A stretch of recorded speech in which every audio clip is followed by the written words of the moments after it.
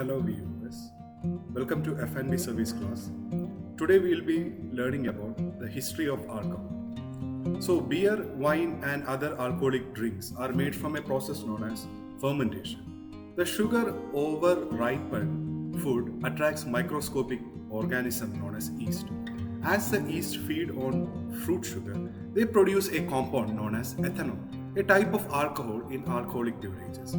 This process is called as fermentation. Nobody knows exactly when humans begin to create the fermented beverages.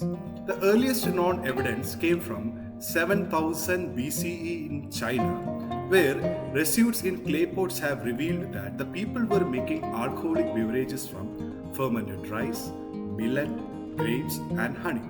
Within a few thousands of years, culture all around the world were fermenting their own drinks. Ancient Mesopotamians and Egyptians made beer throughout the year from stored cereal grains. Thus, beer was available to all social classes and workers and even received it in their daily rations. They also made wine, but because the climate was not ideal for growing of grapes, it was rare and expensive delicacy. By contrast, in Greece and Rome, where grapes grew more easily, wines were readily available as beer in Mesopotamia and Egypt because yeast will ferment basically any plant sugar.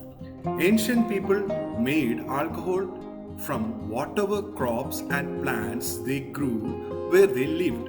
In Southern America, people made chichacha from the grains, sometimes adding hallucinating herbs, and whereas in now Mexico, pulque made from the cactus sap was a drink of choice. Well, East Africa made banana and palm beer. And in areas that now Japan, people made sake from rice. Almost every region of the globe has its own fermented drinks. As alcoholic consumption became a part of everyday life, some authority latched onto effects they perceived as positive. Greek physicians considered wine to be good for health, and poets testified its creative qualities. Others were more considered about the alcohol potency for abuse. Greek philosophers promoted temperance. Early Jewish and Christian writers in Europe integrated wine into rituals but considered excessive intoxication a sin, and in Middle East and Spain, the Islamic rule against praying while drunk gradually solidified into general ban on alcohol. Ancient fermented beverages has relatively low alcoholic content at about 13% of alcohol. The byproduct wild yeast generates during the fermentation become toxic and kill. When yeast dies, the fermentation stops, the alcoholic content levels off. So, for thousands of years, alcohol content was limited. That changed with the invention of a process called as distillation. 9th century Arabic writers describe boiling of fermented liquid to vaporize alcohol in them. Alcohol boils at a lower temperature than water, so it vaporizes first. Capture this vapor, cool it down, and what is left is a liquid much more concentrated than any fermented beverages. At first, the stronger spirits was used for medical purposes. Then the spirit became an important trade commodity because unlike beer and wine, they didn't spoil.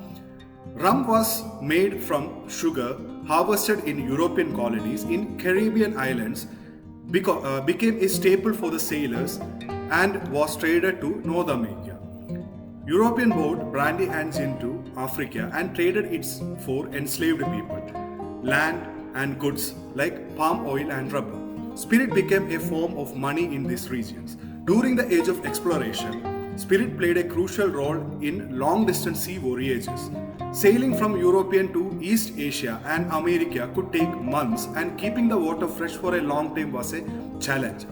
Adding a bucket of brandy to a water barrel kept the water fresh for a longer time because alcohol is a preservative that kills harmful bacteria. So by 1600, alcohol fueled to a global trading and exploration along with all their consequences. As time went on, its role in human society would only become more complicated. Thank you so much.